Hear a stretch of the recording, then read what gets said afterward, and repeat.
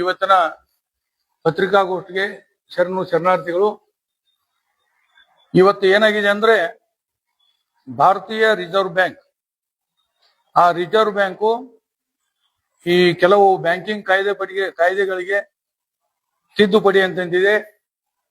ಆ ತಿದ್ದುಪಡಿಯಲ್ಲಿ ಏನಾಗಿದೆ ಅಂದ್ರೆ ರಿಸರ್ವ್ ಬ್ಯಾಂಕ್ ನಿಯಂತ್ರಣದಲ್ಲಿ ಬರ್ತಕ್ಕಂಥ ಎಲ್ಲ ಜಿಲ್ಲೆಯಲ್ಲಿರ್ತಕ್ಕಂಥ ಜಿಲ್ಲಾ ಕೇಂದ್ರ ಸಹಕಾರಿ ಬ್ಯಾಂಕ್ಗಳು ಅಂದ್ರೆ ಡಿಸಿಸಿ ಬ್ಯಾಂಕ್ಗಳು, ಅದಲ್ಲದೆ ನಗರ ಸಹಕಾರಿ ಬ್ಯಾಂಕ್ಗಳು ಅಂದ್ರೆ ಅರ್ಬನ್ ಬ್ಯಾಂಕ್ಗಳು ಅಂತೇಳಿ ನಾವೆಲ್ಲ ಕರಿತಾ ಇದ್ದೀವಿ. ಡಿಸಿಸಿ ಬ್ಯಾಂಕ್ಗಳು ಹಾಗೂ ನಗರ ಅರ್ಬನ್ ಸಹಕಾರಿ ಬ್ಯಾಂಕ್ಗಳು RBI ನಿಯಂತ್ರಣದಲ್ಲಿ ಬರ್ತವೆ. ಈ RBI ಒಂದು ಹೊಸ ತಿದ್ದುಪಡಿಯ ಪ್ರಕಾರ ಇದನ್ನ ರಿಸರ್ವ್ ಬ್ಯಾಂಕ್ ಕಾಯ್ದೆ ತಿದ್ದುಪಡಿಯ ನಿರ್ದೇಶನಗಳು 2026 ಅಂತೇಳಿ ಭಾರತೀಯ ರಿಸರ್ವ್ ಬ್ಯಾಂಕ್ ಕಾಯ್ದೆ ತಿದ್ದುಪಡಿ 2026 ಅಂತೇಳಿ ಇದಕ್ಕ ಈ ಕಾನೂನು ಕರೀತಾರೆ. ಈ ಕಾನೂನಿನಲ್ಲಿ ಏನ್ ಹೇಳ್ತಾ ಇದೆ ಅಂದ್ರೆ ಯಾವುದೇ ಜಿಲ್ಲಾ ಮಧ್ಯವರ್ತಿ ಬ್ಯಾಂಕ್ಗಳಲ್ಲಿ ಆಗಿರ್ಬೋದು ಅಥವಾ ಅರ್ಬನ್ ಬ್ಯಾಂಕ್ಗಳಲ್ಲಿ ಆಗಿರ್ಬೋದು ನಿರ್ದೇಶಕರಾಗಿ ಮೊದಲಿತ್ತು 8 ವರ್ಷಗಳ ಕಾಲ ಮಾತ್ರ ಸೇವೆ ಸಲ್ಲಿಸಲಿಕ್ಕೆ ಅವಕಾಶ ಇತ್ತು. ಅದನ್ನ ತಿದ್ದುಪಡಿ ಮಾಡಿ ಈಗ 10 ವರ್ಷ ಹೆಚ್ಚಿದೆ, 10 ವರ್ಷ ಮಾಡಿದೆ.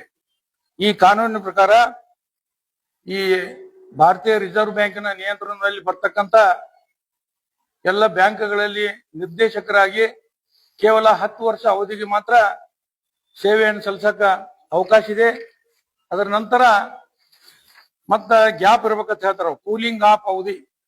ಸುಮಾರು 3 ವರ್ಷಗಳ ಕಾಲ ಆ ಕೂಲಿಂಗ್ ಆಫ್ ಅವಧಿಯನ್ನು ಪೂರ್ಣಗೊಳಿಸಿದ ನಂತರ ಪುನಃ ಅವರು ಅಲ್ಲಿ ಆಯ್ಕೆ ಆಗ್ಬೋದು ಅಂತ ಹೇಳ್ತಾರೆ. ಒಂದು ಕಾನೂನನ್ನ ತಿದ್ದುಪಡಿ ತಂದಿದೆ. 2025 ಕಾಯ್ದೆ ತಿದ್ದುಪಡಿ ತಂದ ನಂತರ ಸಹಕಾರಿ ಬ್ಯಾಂಕ್ ಚುನಾವಣೆಗಳಲ್ಲಿ ನಿರ್ದೇಶಕರ ಅರ್ಹತೆ ಮೇಲೆ ಪರಿಣಾಮ ಬೀರುವ ಭಾರತೀಯ ರಿಸರ್ವ್ ಬ್ಯಾಂಕಿನ ತಿದ್ದುಪಡಿಗಳನ್ನು ಪ್ರಶ್ನಿಸಿ ಸಲ್ಲಿಸಿ ರಿಟ್ ಅರ್ಜಿಯೊಂದರಲ್ಲಿ, ಈ ರಿಟ್ ಅರ್ಜಿ ಏನಪ್ಪಾ ಅಂದ್ರ ಈ ನಿರ್ದೇಶಕರುಗಳಿಗೆ ಕೇವಲ 10 ವರ್ಷ ಮಾತ್ರ ಇರ್ಲಿಕ್ಕೆ ಭಾರತೀಯ ರಿಸರ್ವ್ ಬ್ಯಾಂಕ್ ಒಂದು ನಿಯಮದಲ್ಲಿ ತಿದ್ದುಪಡಿ ತಂತು. ಇದನ್ನು ಪ್ರಶ್ನಿಸಿ ಮಹಾರಾಷ್ಟ್ರದಲ್ಲಿ ಒಬ್ರು ಕೋರ್ಟ್ಗೆ ಹೋಗಿದ್ರು. ಇದಕ್ಕೆ ಒಂದು ಸ್ಟೇ ಕೊಡ್ರಿ, ಮಧ್ಯಂತರ ಆದೇಶ ನೀಡಿರ್ತೇನೆ. ಅದಕ್ಕೆ ಏನ್ ಮಾಡ್ತಾರ, ಈ ಕೊಲ್ಲಾಪುರದ ಬಾಂಬೆ ಹೈಕೋರ್ಟ್ ಸರ್ಕಿಟ್ ಪೀಠ ನ್ಯಾಯಮೂರ್ತಿಗಳಾದ MS ಕಾರ್ನಿಕ್ ಹಾಗೂ ಅನಿಲ್ ಖಡತೆ ತಂಕರ್ ಇವರುಗಳಿದ್ದ ವಿಭಾಗೀಯ ಪೀಠವು ರಿಟ್ ಅರ್ಜಿಯಲ್ಲಿ ಮಧ್ಯಂತರ ಪರಿಹಾರ ನಿರಾಕರಿಸಿದೆ. ಅದಲ್ಲದೆ RBIನ ನಿರ್ದೇಶನಗಳಲ್ಲಿ ಯಾವುದೇ ಕಾನೂನು ಬಾಹಿರತೆಗಳು ಮೇಲ್ನೋಟಕ್ಕೆ ಕಂಡು ಬರುವುದಿಲ್ಲ. ಅದಲ್ಲದೆ ಈ ಭಾರತೀಯ ರಿಸರ್ವ್ ಬ್ಯಾಂಕ್ ಇದಕ್ಕೆ ಸಂಪೂರ್ಣ ಅಧಿಕಾರ ಹೊಂದಿದೆ ಅಂತ ಹೇಳಿ ಈಗಾಗಲೇ ಆ ರಿಟ್ ಅರ್ಜಿಯನ್ನು ಕೂಡ ವಜಾಗೊಳಿಸಿದೆ.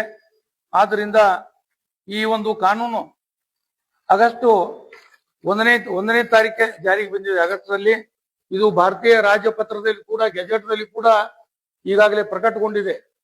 ಭಾರತೀಯ ರಾಜ್ಯಪತ್ರ ಗೆಜೆಟ್ನಲ್ಲಿ ಈ ಕೂಡ ಪ್ರಕಟಗೊಂಡಿದೆ. ಅದಲ್ಲದೆ ಈ ಕಾನೂನು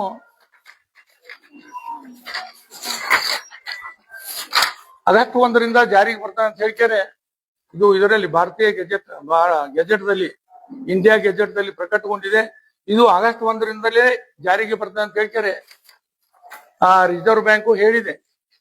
ಇದನ್ನೆಲ್ಲ ಅವಲೋಕಿಸಿದಾಗ ನಮ್ದೇನು ಪರಿಸ್ಥಿತಿಪ್ಪ, ಈ ರಾಜಕೀಯ ಒತ್ತಡಕ್ಕೆ ಸಿಲುಕಿದಂತ ಸಹಕಾರಿ ಇಲಾಖೆ ಹಿರಿಯ ಅಧಿಕಾರಿಗಳು ಇದನ್ನ ಇಂಪ್ಲಿಮೆಂಟ್ ತರಲಿಕ್ಕೆ, ಅನುಪಾಲನೆಗೊಳಿಸಲಿಕ್ಕೆ ರಾಜಕೀಯ ಒತ್ತಡ ಆಗಿರ್ಬೋದು ಹಲವಾರು ಕಾರಣಗಳಿಂದ ಹಿಂದೇಟ್ ಹಾಕ್ತಿದ್ದಾರೆ.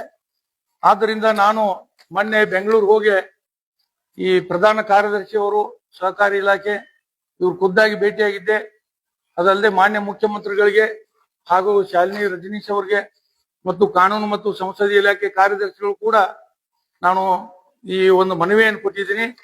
ನಂದೇನಪ್ಪಾ ಡಿಮಾಂಡ್ ಅಂದ್ರೆ ಇವತ್ತು ಬೆಳಗಾವಿ ಜಿಲ್ಲಾ ಕೇಂದ್ರ ಸಹಕಾರಿ ಬ್ಯಾಂಕ್ ಆಗಿರ್ಬೋದು, ರಾಜ್ಯದಲ್ಲಿ ಇರ್ತಕ್ಕಂಥ ಇತರೆ ಜಿಲ್ಲಾ ಕೇಂದ್ರ ಸಹಕಾರಿ ಬ್ಯಾಂಕ್ಗಳಲ್ಲಿ ಮತ್ತು ಅರ್ಬನ್ ಬ್ಯಾಂಕ್ಗಳಲ್ಲಿ ಯಾವ ನಿರ್ದೇಶಕರು 10 ವರ್ಷಕ್ಕಿಂತ ಹೆಚ್ಚಿನ ಅವಧಿಯಲ್ಲಿ ಒಂದು ಸೇವೆಯನ್ನು ಅಂತವ್ರನ್ನ ಕೂಡಲೇ ಈ ನಿರ್ದೇಶಕರ ಹುದ್ದೆಯಿಂದ ಅನರ್ಹಗೊಳಿಸಬೇಕು.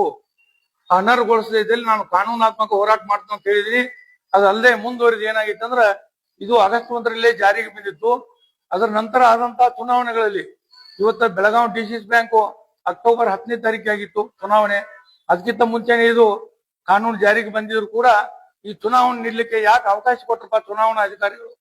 ಇದು ಡಿಸಿಸಿ ಬ್ಯಾಂಕ್ ಬೆಳಗಾವಿ ಅಷ್ಟೇ ಅಲ್ಲ, ರಾಜ್ಯದಲ್ಲಿ ಇರ್ತಕ್ಕಂಥ ಯಾವ ಡಿಸಿಸಿ ಬ್ಯಾಂಕ್ ಚುನಾವಣೆಗಳು ಈ ಕಾನೂನು ಜಾರಿ ತಿದ್ದುಪಡಿ ಆದ ನಂತರ ನಡೆದವ, ಅದಲ್ಲದೆ ಅರ್ಬನ್ ಬ್ಯಾಂಕ್ ಅಲ್ಲಿ ನಡೆದವ, ಅದಕ್ಕೆ ಯಾವ ಚುನಾವಣೆ ಅಧಿಕಾರಿಗಳನ್ನ ಹಾಕಿದ್ರಿ ಅವ್ರ ಮೇಲೂ ಕೂಡ ಕಾನೂನು ರೀತಿ ಕ್ರಮ ಕೈಗೊಳ್ಬೇಕಂತ ಹೇಳ್ತಾರೆ. ನಾನು ಸರ್ಕಾರಕ್ಕೆ ಒಂದು ಮನವಿ ಕೊಟ್ಟಿದ್ದೀನಿ.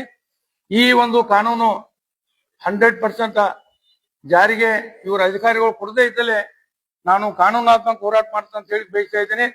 ಅದಲ್ಲದೆ ಇದು ಬಂದ ನಂತರ ನಾನು ಡಿಸಿಸಿ ಬ್ಯಾಂಕ್ ಒಂದು ಅರ್ಜಿ ಹಾಕಿದ್ದೆ, ಬೆಳಗಾವಿ ಡಿಸಿಸಿ ಬ್ಯಾಂಕ್ಗೆ ಮಾಹಿತಿ ಹಾಕಿನಿಂದ ನಿಮ್ಮಲ್ಲಿ 10 ವರ್ಷ ಪೂರೈಸಿದವರು ಯಾರು ಇದಾರ ಕೇಳಿ ಅವ್ರು ನನಗ ಏನ್ ಹೇಳಿರಪ್ಪ ಅಂದ್ರ ನೀವು ಮಾಹಿತಿ ಕೊಡಾಕ್ ಬರ್ತಲ್ಲ ಅಂತೇಳಿ ನಾನು ಅರ್ಜಿಯನ್ನು ವಜಾಗೊಳಿಸಿರು ಬೆಳಗಾವಿ ಡಿಸಿಸಿ ಬ್ಯಾಂಕ್ದವರು.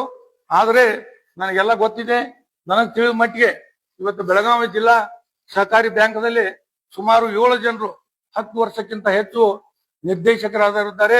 ಅವ್ರು ಯಾರಪ್ಪ ಅಂದ್ರೆ ಅದರಲ್ಲೇ ಅಣ್ಣಾ ಸಾಹೇಬ್ ಜೊಲ್ಲೆ ಅವರು, ರಮೇಶ್ ಕತ್ತಿ ಅವರು, ಲಕ್ಷ್ಮಣ್ ಸವದಿ ಅವರು, ಮಹಾಂತೇಶ್ ದೊಡ್ಡಗೌಡ ಅವರು, ಅರವಿಂದ್ ಪಾಟೀಲ್ ರವರು, ನೀಲ್ಕಂಠ ಕಪಲ್ಗುದ್ದಿ ಅವರು ಮತ್ತು ಅಪ್ಪ ಸಾಹೇಬ್ ಕುಲಗುಡಿ ಅವರು. ಇವರು 7 ಜನ ಈಗ ನಮ್ಗೆ ತಿಳಿದ ಮಟ್ಟಿಗೆ, ಯಾಕಂದ್ರೆ ಮಾಹಿತಿ ಹಕ್ಕಿನಿಂದ ಅವ್ರು ಕೊಡ್ತಾ ಇಲ್ಲ. ಈ 7 ಜನರು ಈಗಾಗಲೇ ಇವ್ರು 10 ವರ್ಷಕ್ಕಿಂತ ಹೆಚ್ಚು ಅವಧಿಯನ್ನು ಸಲ್ಲಿಸಿದ್ದಾರೆ. ನಾನು ಇವ್ರ ಮ್ಯಾಗ ಯಾವುದೇ ದ್ವೇಷದಿಂದ ಈ ಕಾನೂನಿನ ಬಗ್ಗೆ ಹೇಳ್ತಾ ಇಲ್ಲ. ಇವರೆಲ್ಲ ನಮ್ಮ ಹಿರಿಯರದಾರು, ಮಾರ್ಗದರ್ಶಕರದಾರು ಕೆಲವರು. ಆದ್ರೆ ಒಂದೇನಪ್ಪಾ ಅಂದ್ರ ಕಾನೂನಿನ ದೃಷ್ಟಿಯಲ್ಲಿ ಎಲ್ಲ ಸಮಾನ ಹೋರಾಟ ಮಾಡ್ತಾ ಇದ್ದೀನಿ. ನನಗೇನು ಇವ್ರ ಮ್ಯಾಗ ದ್ವೇಷ, ನಾನು ಡಿಸಿಸಿ ಬ್ಯಾಂಕ್ ಚುನಾವಣೆ ನಿಂತವಲ್ಲ, ನಾಮಿನೇಷನ್ ಆಗ್ಬೇಕಂತೂ ಇಲ್ಲ. ನಮ್ದೇನಪ್ಪಾ ಈ ದೇಶದಲ್ಲಿ ಕಾನೂನಾತ್ಮಕ ಆಡಳಿತ ನಡಿಬೇಕಂತ ಹೇಳ್ತಾರೆ ಈ ಹೋರಾಟ ಮಾಡ್ತಾ ಇದ್ದೀನಿ. ಆದ್ರಿಂದ ಸರ್ಕಾರಕ್ಕೆ ನಾ ಇವತ್ತ 30 ದಿವಸಗಳ ಒಂದು ಗಡುವು ಕೊಟ್ಟಿದ್ದೀನಿ, ಒಂದು ತಿಂಗಳ ಟೈಮ್. 30 ದಿವಸಗಳಲ್ಲಿ ತಾವು ಕ್ರಮ ತೆಗೆದುಕೊಂಡ ನನಗೆ ವರದಿ ನೀಡದೇ ಇದ್ದಲ್ಲಿ ಈ ಸರ್ಕಾರವನ್ನೇ ಪಾರ್ಟಿ ಮಾಡಿ, ಇವತ್ತ ಚೀಫ್ ಸೆಕ್ರೆಟರಿ ಆಗಿರ್ಬೋದು, ಕೋಆಪರೇಟಿವ್ ಡಿಪಾರ್ಟ್ಮೆಂಟ್ ಪ್ರಧಾನ ಕಾರ್ಯದರ್ಶಿ ಆಗಿರ್ಬೋದು, ಇವ್ರನ್ನೇ ಪಾರ್ಟಿ ಮಾಡಿ ನಾನು ನ್ಯಾಯಾಲಯದಲ್ಲಿ ಕಾನೂನಾತ್ಮಕ ಹೋರಾಟ ಮಾಡ್ತೇನೆ ತಮ್ಗೆ ಹೇಳಿಕ್ಕೆ ಬಯಸ್ತಾ, ಮಾಧ್ಯಮ ಸ್ನೇಹಿತರು ತಾವು ಏನಾದ್ರು ಕೇಳುವುದ್ರ ಕೇಳಬಹುದು ನನ್ನ ವಿನಂತಿ. ಇದಕ್ಕ ನಾನು ಅರ್ಜಿ ಕೊಟ್ಟಿದ್ದೆ ಈಗಾಗಲೇ. ಮೊನ್ನೆ 8ನೇ ತಾರೀಕು ಅಂದ್ರ ಬೆಂಗಳೂರಲ್ಲಿ 12/3 ನಾನು ಖುದ್ದಾಗಿ ಭೇಟಿಯಾಗಿ ಎಲ್ಲ ದಾಖಲೆಗಳ ಸಮೇತ ಮನವಿ ಕೊಟ್ಟಿದ್ದೀನಿ. ಒಂದು ನಾನು ಮುಖ್ಯಮಂತ್ರಿ ಅವರಿಗೆ ಕಾರ್ಯಾಲಯ ಕೊಟ್ಟಿದ್ವಿ, ಶಾಲಿನಿ ರಜನೀಶ್ ಮೇಡಮ್ ಅವ್ರು ಕೊಟ್ಟಿದ್ದೀವಿ, ಅದಲ್ಲದೆ ನಮ್ಮ ಶೆಟ್ಟೆನವ್ರ ಸಾಹೇಬರು ಕೋಆಪರೇಟಿವ್ ಡಿಪಾರ್ಟ್ಮೆಂಟ್ ಪ್ರಧಾನ ಕಾರ್ಯದರ್ಶಿಯವರು ಅವ್ರಿಗೂ ಕೂಡ ಕೊಟ್ಟೈತಿ, ಮತ್ತು ಕಾನೂನು ಇಲಾಖೆ ಪ್ರಧಾನ ಕಾರ್ಯದರ್ಶಿ ಅವ್ರಿಗೆ ಒಟ್ಟು ನಾವು 4 ಜನರಿಗೆ ಮನವಿ ಕೊಟ್ಟು ಬಂದಿದ್ವಿ. ಇವ್ರೇನಾದ್ರು ಯಾಕಂದ್ರೆ ಸ್ವಲ್ಪ ಕಾಲಾವಕಾಶ ಕೊಡ್ಬೇಕಾಗೈತಿ, ಆದ್ರೂ ಇವರೆಲ್ಲ ತಪ್ಪು ಮಾಡಿದಾರೆ. ನಂದೇನ್ ಪ್ರಶ್ನೆ, ಇವ್ರಿಗೆಲ್ಲ ಇದು ಜಾರಿಗೆ ಬಂದ ನಂತರ ನೀವು ಚುನಾವಣೆಗೆ ಯಾಕೆ ನಿಲ್ಬಿಟ್ರೆ ಅವ್ರಿಗೆ? ಅದಕ್ಕೆ ಇವ್ರನ್ನೂ ಕೂಡ ಪಾರ್ಟಿ ಮಾಡಿ ನಾನು ಕೋರ್ಟ್ ನಲ್ಲಿ ಒಂದು ಪ್ರಕರಣ ದಾಖಲು ಮಾಡ್ಕೊಂಡು ತಮ್ಗೆ ಹೇಳಿ ಬಯಸ್ತಾ ಇದ್ದೀನಿ.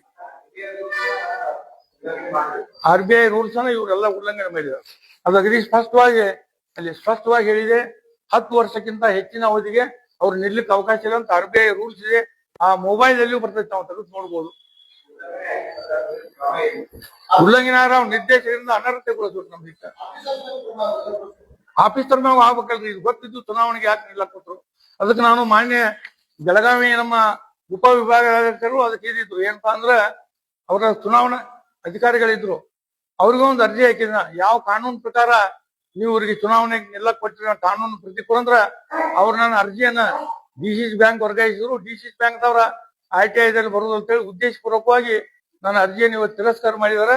ಆದ್ರಿಂದ ನಾನು ಹೋರಾಟವನ್ನು ನಾನು ಇದರಲ್ಲಿ ಯಾವುದೇ ರೀತಿಯಿಂದ ಹಿಂಸರಿದಿಲ್ಲ, ಕಾನೂನಾತ್ಮಕ ಹೋರಾಟ ಮಾಡ್ತೇನೆ ಅಂತ ಹೇಳಿ ನಾನು ತಮ್ಗೆಲ್ಲ ಹೇಳಿಕ್ ಬಯಸ್ತಾ ಇದ್ದೀನಿ. ಮತ್ತೊಂದು ಮಾತನ್ನ ಪುನಃ ಹೇಳಿಕ್ ಬಯಸ್ತಾ ಇದ್ದೀನಿ, ನಾ ಚುನಾವಣೆಗೆ ನಿಂತವಲ್ಲ, ಇವ್ರು ಯಾರು ನಮ್ಮ ವೈರಿಗಳು ಅಲ್ಲ.